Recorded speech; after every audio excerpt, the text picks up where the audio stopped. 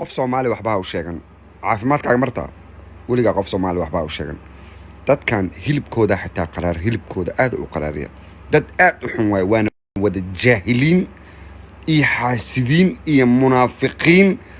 lugaha laga jaraa ma ahee qoorta laga jaraa wallah waxaad arkaysaa 10 qof oo Soomaaliyeed oo ku ballamaya hal qof inay noloshiisa qaribaan waa 10 qof oo wada socdo 10 qof sidee qalad isku raaci karaan 10 qof oo wada socoto sidee qalad isku raaci karaan gabar yaraa 10 qof intay isku soo raacdo ee gurigeeda iyo nolosheeda iyo mustaqbalkeeda dhan baabi'inay waa 10 qof adduunka kama dhicin xitaa gaalada wallahi inaysan suubin oo yuhuudda xitaa suubinba war annaga waana laga shakisan yahay ummadaha dhan naga shakisan waxaan ka suubsanahay ma naqaana dad bini aadana ma nihin xaasid runtaa la isku sheeg wariyaa dad aad u xun baa tihiin wariyaa qumayooyin aad tihiin xaasidiin aad tihiin naf maliidiin oo damiir maliidiin oo sinji